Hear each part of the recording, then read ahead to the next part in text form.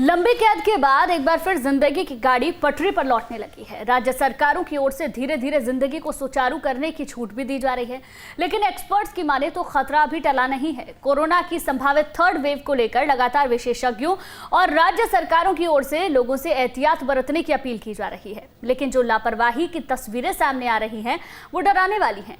ऐसे में सवाल उठता है कि सरकारों की ओर से दी गई छूट कोरोना की तीसरी लहर, जिसकी अब तक केवल संभावना जताई जा रही है, वो सच ना हो जाए। मध्य प्रदेश में भी आज से घटते कोरोना के मामलों के बीच छूट में बढ़ोतरी की गई है। प्रदेश सरकार की ओर से लगातार जनता से सावधान और सतर्क रहने की अपील की जा रही है, लेकिन ये छूट कहीं आफत ना बन जाए, ये सबसे बड़ा सवाल है। सवाल कई और भी हैं जिन पर आज हम विस्तार से चर्चा करेंगे। उसके लिए हमारे साथ मेहमान भी मौजूद होंगे, लेकिन जिस तरीके से छूट दी जा रही है, अनलॉक की प्रक्रिया को और आगे बढ़ाया जा रहा है, अगर तीसरी लहर संभावित है तो ऐसे में बड़ा खतरा हमारे सर पर मंडरा रहा है।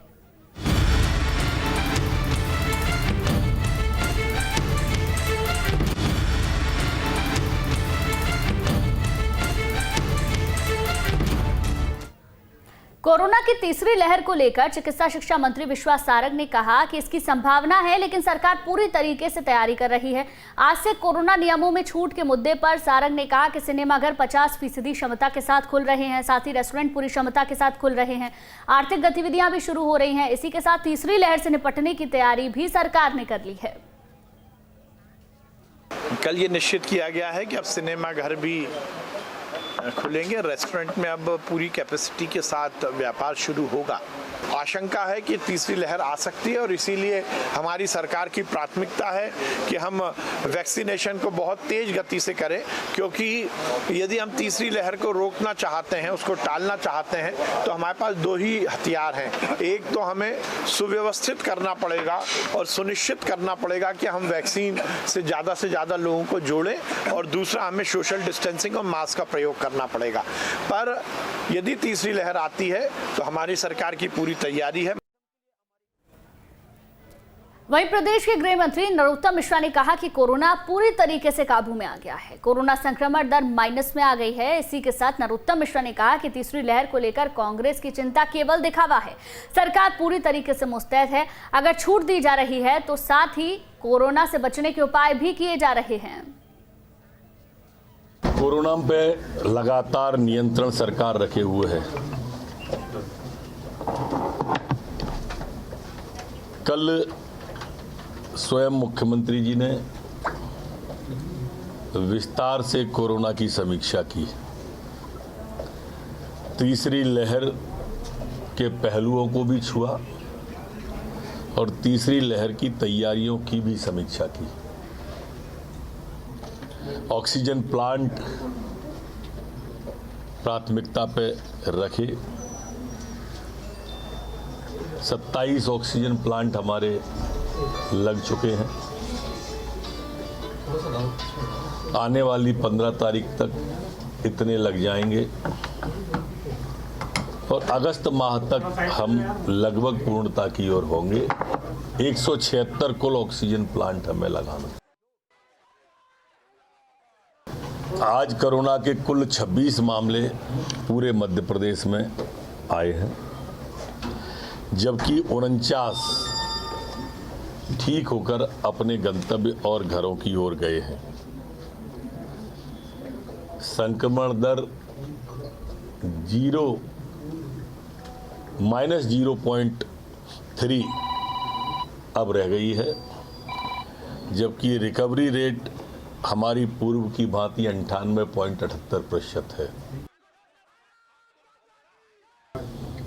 उनको तो आराम ही करना है, वो तो विश्राम की मुद्रा में ही है, और जो भी सलाह देना है वो ट्वीट पे ही देंगे। तीसरी लहर की चिंता वो इतनी करते हैं, अस्पताल तो जाएंगे नहीं, किसी गरीब को खाद्यान्न बांटने जाएंगे नहीं, इसलिए उनकी चिंता से हम अवगत हुए। तो जनता को जो राहत इस वक्त दी जा रही है, धीरे धीरे अनलॉक की तरफ हम आगे बढ़ रहे हैं, कहीं आने वाले वक्त में वो आफत तो नहीं बन जाएगी। और ये ऐसा इसलिए कहा जा रहा है क्योंकि कोरोना की जब दूसरी लहर आई तो किसी ने अंदाजा नहीं लगाया था कि इतनी भयावह होगी। तीसरी लहर को लेकर पहले से ही प्रोडिक्शन लगाए जा रहे हैं कि तीसरी लहर सितंबर अक्टूबर में आ सकती है। तो क्या सिर्फ तैयारी कर लेना ही इसके लिए काफी है? क्या हमें और एहतियात बरतने की जरूरत नहीं है? इसी पर चर्चा करेंगे। हमारे साथ हमारी संवाददाता दीप्ति चौरसिया जुड़ गई हैं और जैसे जैसे मेहमान जुड़ते जाएंगे मैं आपका तारुफ कराऊंगी। दीप्ति, जिस तरीके से हम अनलॉक की तरफ आगे बढ़ रहे हैं, आज से थिएटर्स भी खुल जाएंगे, रेस्टोरेंट भी पूरी क्षमता के साथ खुल जाएंगे, शादियों में भी जो लोग हैं उनकी संख्या को बढ़ा दिया गया है। कहीं ना कहीं हम जानते हैं कि तीसरी लहर आने वाली है, इसके लिए तैयारी भी हम कर रहे हैं और दूसरी तरफ हम छूट भी दे रहे हैं।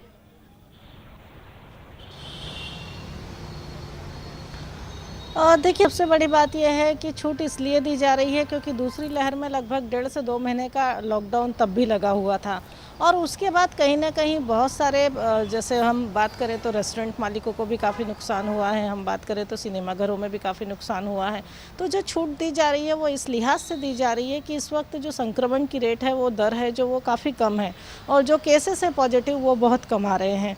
हम तीसरी लहर के डर से कम इस बात के लिए नहीं तैयार हुआ जा सकता कि तीसरी लहर आने वाली है तो सब कुछ छोड़ के घर पे बैठा जाए या सब कुछ छोड़ के सब बंद करके हाथ खड़े करके हम खड़े हो जाए, वो भी शायद नहीं किया जा सकता क्योंकि कहीं ना कहीं आर्थिक गतिविधियों को भी चलाना ज़रूरी है, कहीं ना कहीं डे टू डे के काम होना भी ज़रूरी है। तो इस वक्त चूँकि पॉजिटिविटी रेट बहुत कम है, केसेस कम आ रहे हैं, इसलिए इस वक्त ये ढील दी जा रही है और लंबा लॉकडाउन था लगभग 1-1.5 महीने का, उसके बाद ये ढील दी गई है। और दूसरी सबसे बड़ी बात कि तीसरी लहर की तैयारी तो सरकार को हमेशा रखनी चाहिए, बल्कि सरकार को ही नहीं, मैं ये कहती हूँ कि जनता को भी तीसरी लहर की तैयारी रखना चाहिए क्योंकि यहाँ पर फिर वही बात आ जाती है कि जो छूट दी जा रही है वो इसलिए नहीं दी जा रही है कि कोविड खत्म हो चुका है, बल्कि वो इसलिए दी जा रही है कि कहीं ना कहीं लोगों के रोजगार पर असर पड़ रहा है, कहीं ना कहीं जो डे टू डे काम करने वाले थे उनकी जो रोजी रोटी पे असर पड़ रहा है। तो जो छूट दी जा रही है वो सिर्फ इसलिए दी जा रही है कि आप अपना जीवन ठीक से चला सकें, आप अपने जीवन को थोड़ा रूटीन में ला सकें जो पिछले 1-1.5 महीने से ठहर गया था। लेकिन इसका मतलब ये बिल्कुल नहीं है कि कोविड खत्म हो चुका है। जनता को हमेशा हर समय और हर वक्त इस बात का ध्यान रखना होगा कि कोविड है और अभी भी मौजूद है। लेकिन सबसे बड़ी बात दिखती है कि जनता इस बात को समझ पा रही है क्योंकि अलग अलग जगह से हमने लापरवाही की भी तस्वीरें देखी हैं और उसके बाद इसीलिए डर लगता है कि जो अनलॉक धीरे धीरे होता जा रहा है कहीं ये आफत ना बन जाए। ठीक है दीप्ति, लौटूंगी आपके साथ। बीजेपी से हमारे साथ राकेश शर्मा जी जुड़ गए हैं, इसके साथ साथ कांग्रेस से आनंद तारन जी हमारे साथ जुड़ गए हैं। सर बहुत बहुत स्वागत है आप दोनों का। राकेश शर्मा जी, जिस तरीके से आप छूट दी जा रही है उसे आप किस तौर पर देखते हैं? क्या आपको लगता है ये सही समय है छूट देने का, क्योंकि हम ये भी जानते हैं कि सितंबर अक्टूबर में तीसरी लहर आ सकती है?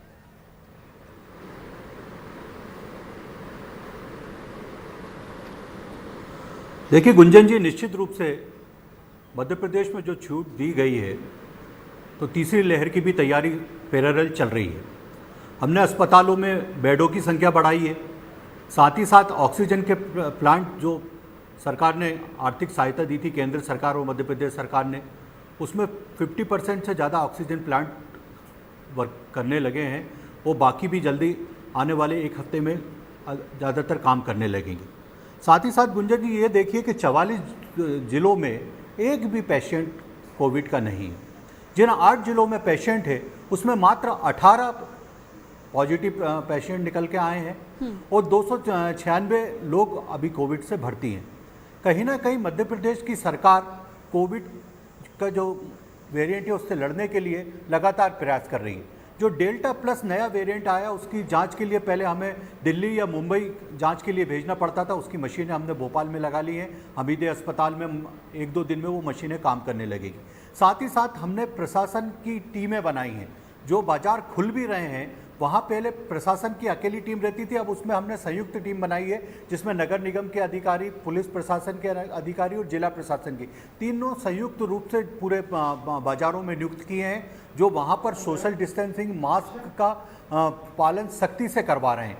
साथ ही साथ आप ये देखिए कि आज जो ये परिस्थितियाँ हैं, कहीं ना कहीं गुंजन जी आप ये देखिए कि भोपाल की अगर हम बात करें तो पिछले मार्च में सिनेमा घर बंद थे, जिसके कारण 60 करोड़ रुपए का सिनेमा मालिकों को नुकसान हुआ। 550 लोग बेरोजगार थे। तो आज अगर इतनी भारी संख्या में व्यक्ति अगर लगातार बेरोजगार रहेगा तो कहीं ना कहीं उसके घर में जो आर्थिक संकट आ रहा है, राकेश परिवार शर्मा जो जी संकट में गुजर बिल्कुल रहा है, समझते और हैं जब हम, आर्थिक संकट भी नहीं आना कोरोना से चाहिए, लड़ भी लोगों रहे की हैं, आर्थिक साथ ही स्थिति साथ बहुत उसकी ज्यादा जो शक्ति कमजोर हो दिखाई। चुकी है और अगर लंबा लॉकडाउन रहेगा तो ये दिक्कत आएगी। लेकिन सर सबसे बड़ी बात ये है ना कि लोग लापरवाही भी तो कर ही रहे हैं ना, लापरवाही की तस्वीरें भी अलग अलग जगह से सामने आ रही हैं। आज बिल्कुल स्थिति बेहतर है, 44 जिले ऐसे हैं जहां पर केस सामने नहीं आए, लेकिन लापरवाही होगी, अगर ज्यादा अनलॉक होगा या फिर सभी चीजों को खोल दिया जाएगा तो लापरवाही बढ़ेगी, लापरवाही बढ़ेगी तो फिर से तीसरी लहर संभावित ही है।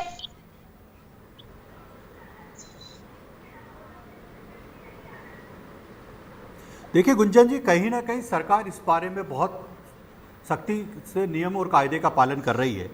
आप देखिए भोपाल में 69% जनता को जो 18 से ऊपर की है उसको वैक्सीनेशन हो चुका है। इंदौर में 78% जनता को वैक्सीनेशन हो चुका है और पूरे मध्य प्रदेश में 37% लोगों को वैक्सीनेशन हो चुका है।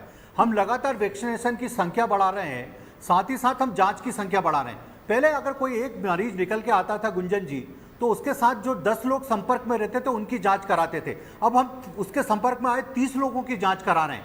तो कहीं ना कहीं सरकार इस मामले में पूरी सख्ती बनाए रखे हुए है और मुझे लगता है कि आने वाले समय में अगर आप ये देखिए कि डेल्टा प्लस की जो लोग मरीज निकल के आ रहे हैं, जिसके ज़्यादातर मरीज निकल के आ रहे हैं, उसमें 88% जो जांचें हो रही है उसमें जो डेल्टा प्लस के लोग निकल के आ रहे हैं उसमें मात्र मौत का जो आंकड़ा है 0.25% है। उसके बाद भी हमारी सरकार लगातार सख्ती कर रही है। ये जांच अभी ब्रिटेन में हुई है। लेकिन सर ये भी तो समझने वाली बात है ना कि डेल्टा प्लस वेरिएंट के अभी इतने केसेस नहीं सामने आए हैं, अगर लापरवाही बढ़ेगी तो केसेस भी बढ़ेंगे। डेल्टा प्लस वेरिएंट कितना खतरनाक है हम सब जानते हैं। ठीक है सर, लौटूंगी आपके पास। आनंद तारन जी, किस तरीके से देखते हैं आप, आज से गाइडलाइंस चेंज होने वाली हैं, थिएटर्स खुल जाएंगे, शादी में शामिल होने वाले लोगों की संख्या भी बढ़ा दी गई है, अंतिम संस्कार में शामिल होने वाले लोगों की संख्या बढ़ा दी है, किस तरीके से देखते हैं आप इस फैसले को? देखिए गुंजन जी, एक बात है, आर्थिक संसाधनों के हिसाब से खोल रहे हैं वो ठीक है, लेकिन अगर शादियों में अंतिम संस्कार में लोग बढ़ा दिया तो उससे क्या आर्थिक स्थिति पे अंतर पड़ेगा? उसे तो रोकनी चाहिए। अच्छा फिर सब जब शादियों में आप परमिशन दे रहे हैं, अंतिम संस्कार में परमिशन दे रहे हैं, फिर धार्मिक आयोजनों में क्या कारण है रोक रहे हैं हम? तो हमें उन बातों को भी सोचनी चाहिए। दूसरा ये है कि जब हमारे वैज्ञानिक कह रहे हैं कि इसका खतरा है थर्ड वेव का, जब थर्ड वेव का खतरा है तो हमें उन सब चीजों को समझ के काम करने चाहिए ना भाई। उन सब चीजों को प्राथमिकता देनी चाहिए कि जो आर्थिक रूप से जुड़े हुए हैं भाई, कि ठीक है लोगों की आर्थिक स्थिति ठीक नहीं है, लेकिन उन सब चीजों को तो रोकनी चाहिए कि भाई हम शादियों में हमें क्या क्या जरूरत है कि हम 50 से 100 या 20 से 100 कर रहे हैं? क्या जरूरत है अंतिम संस्कार में ज्यादा लोगों को परमिशन दे रहे हैं? उससे थोड़ी आर्थिक स्थिति पे अंतर पड़ रहा है, उससे तो बल्कि और खर्चा बढ़ रहा है आदमी का। निश्चित रूप से इस बात में जो सरकार कहीं ना कहीं, अच्छा दूसरा जो जब फर्स्ट वेव में हमें तकलीफ हुई थी और जो सेकेंड वेव में किस तरह से लोग मारे गए हैं, लाखों लोग मारे गए हैं कम से कम मध्य प्रदेश में तो, और आज तक उसकी गणना पूरी नहीं करी सरकार ने। निश्चित रूप से ये शर्मनाक बात है, लेकिन किस तरह से मौतों का तांडव हुआ है मध्य प्रदेश में तो खास तौर से हुआ है, भोपाल में हुआ है, लोगों को दवाई नहीं मिल रही, बेड नहीं मिल रहा है। जब मध्य प्रदेश की राजधानी में ये हाल था तो हम जो मध्य प्रदेश के अंदर क्या हो रहा होगा, दूसरे देश दूरस्थ अंचल हैं उधर क्या हो रहा होगा, ये तो बड़ी सोचनीय बात है। ठीक है, जब राजधानी में जवाब ले लेती हूँ मैं आनंद तारन जी। राकेश शर्मा जी, आनंद तारन जी की बात का जवाब दीजिए। ठीक है, आर्थिक गतिविधियां आपको शुरू करनी है वो समझ में आता है, शादियों में क्यों संख्या को बढ़ा दिया गया, अंतिम संस्कार में क्यों बढ़ा दिया गया?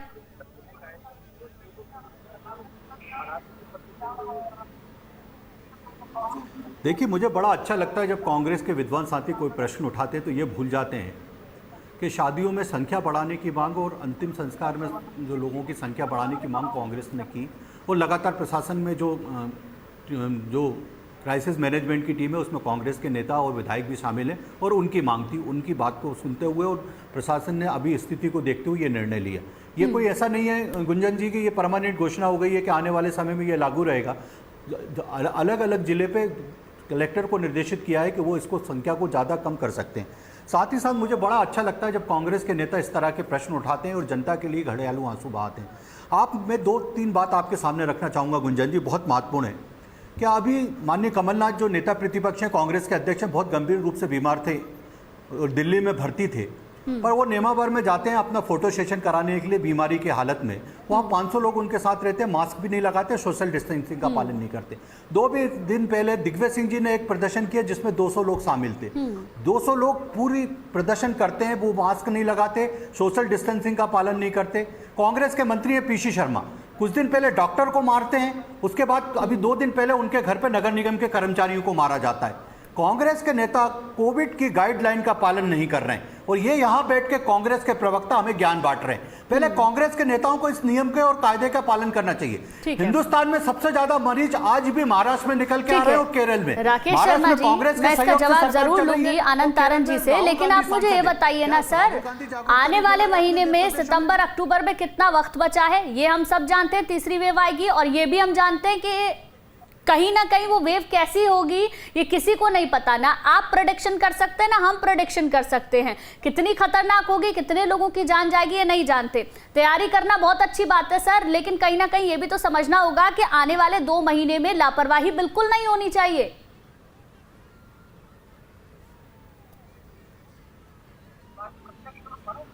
देखिए गुंजन जी, आपको कौन कह रहा है कि सरकार लापरवाही कर रही है? हम बेडों की संख्या बढ़ा रहे हैं, हमने ऑक्सीजन प्लांट शुरू कर दिए, हमने 1,25,000 रेमडेसिविर। नहीं सर, ये तो मैंने कहा ही ना कि सरकार काम कर रही है, जनता लापरवाही कर रही है ना सर। जनता को लापरवाही करने से कैसे रोकेंगे?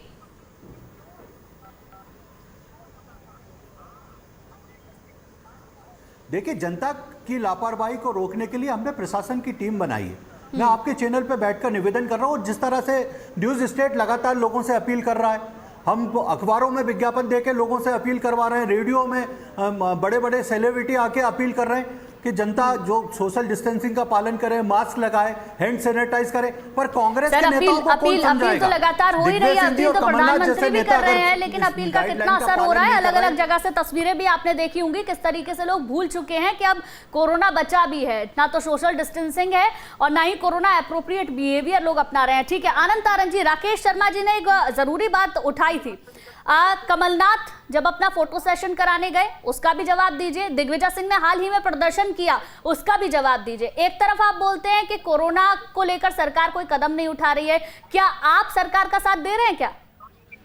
देखिए, कांग्रेस हमेशा हर चीज का सम्मान करती है। अगर हमने कोई प्रदर्शन किया है, अगर कमलनाथ जी गए, दिग्विजय सिंह जी गए, तो सोशल डिस्टेंस का पालन करा, मास्क लगा के सब गए। लेकिन भारतीय जनता पार्टी के मित्र मतलब कांग्रेस की तस्वीरें सबने देखी है, उसमें तो कहीं पर भी सोशल डिस्टेंसिंग नजर नहीं आया। नहीं, भारतीय जनता पार्टी के कार्यक्रम हो रहे हैं, बड़े बड़े प्रोग्राम हो रहे हैं, हमारे प्रोग्राम तो धरने आंदोलन के, उसमें 150 लोग रहते हैं। लेकिन जो भारतीय जनता पार्टी बड़े बड़े आयोजन कर रही है उसमें कौन से सोशल डिस्टेंस का या मास्क का प्रयोग कर रहे हैं? ये इनके मंत्री और विधायक और कार्यकर्ता बड़े बड़े आयोजन कर रहे हैं जिसमें कहीं कोई डिस्टेंस का पालन नहीं है, मास्क का पालन नहीं है। और बताइए सर, कौन सा बड़ा आयोजन हुआ है? दूसरा एक बात और बताइए, अरे बहुत सारे हो रहे हैं लगातार। बताइए ना सर, कौन सा बड़ा आयोजन हुआ है अभी तक जो प्रदेश में? मैंने जहाँ तक, और दीप्ति बेहतर बता पाएंगी। देखिए हाँ, देखिए लगातार हो रहे हैं इनके, और प्रतिदिन हो रहे हैं, ऐसा कोई दिन नहीं जाता नहीं होता। लेकिन क्या है कि हमेशा विपक्ष को निशाना लगाया जाता है। ये जब से 2014 से ये सरकार आई है भारतीय जनता पार्टी की, हमेशा आक्षेप विपक्ष है, जबकि सत्तारूढ़ दल को हर चीज का जवाब देना चाहिए, लेकिन जवाब मांगते विपक्ष है। दूसरा एक बात बताइए आप कि हमने शादी ब्याह के लिए दे दिए, लेकिन बैंड वालों को हम परमिशन क्यों नहीं दे रहे? हाट बाजार बड़े बड़े मालों को हमने परमिशन दे दी, व्यापार को 10 बजे तक कर दी। जो बेचारे छोटे छोटे व्यापारी हाट बाजार लगाते थे उनको परमिशन क्यों नहीं दी? सवाल सिर्फ आपसे नहीं हो रहा सर, विपक्ष से ही सवाल नहीं है, सवाल सरकार से ही किया है सबसे पहले कि क्या उन्हें ये ठीक लग रहा है। लेकिन सर आपको भी तो समझने की जरूरत है ना कि जब तक आप सरकार का साथ नहीं देंगे जनता का भला कैसे हो जाएगा? अरे आज हमने धार्मिक आयोजनों को छूट दे दी, लेकिन क्या कारण है कि बारात और धार्मिक जो बैंड बाजे लग रहे हैं उनको परमिशन देखिए सर, कहीं ना कहीं सरकार को भी ये समझने की जरूरत है और आपको भी ये समझने की जरूरत है कि राजनीति करने से कुछ नहीं होगा, जनता के बारे में सोचना होगा। वक्त इतना ही था मेरे पास। राकेश शर्मा जी, आनंद तारन जी, बहुत बहुत शुक्रिया आपका। दीप्ति, आपका भी बहुत बहुत शुक्रिया। और यहाँ रुकेंगे एक छोटे से ब्रेक के लिए।